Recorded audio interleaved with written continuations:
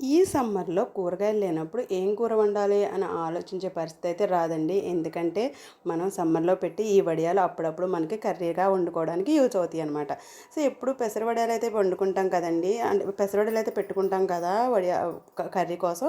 ఈసారి మా మమ్మీ పిండి వడియాలు కూడా కర్రీ కోసం అని చెప్పేసి కూరలా వండుకోవడానికి చిన్న చిన్న వడియాలు పెట్టారనమాట. సో, నిజంగా ఈ అమ్మలున్నారే వాళ్ళే లేకపోతే ఈ డాడ్ లిటిల్ ప్రిన్సెస్ అందరూ ఏమైపోతారో నిజంగానే నాకైతే ఒకసారి అలానే అనిపిస్తుంది.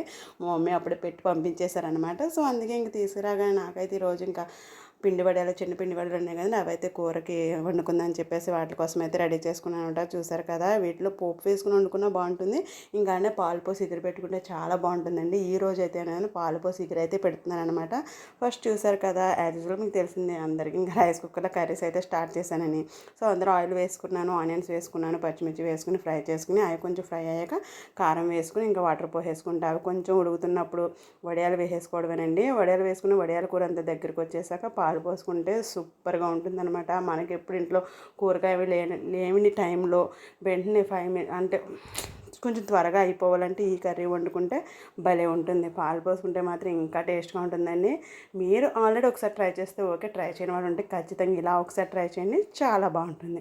ఏమంటారు? వీడియో నచ్చితే లైక్ చేయండి. మన ఛానల్ అయితే సబ్స్క్రైబ్ చేసుకోండి. Thanks for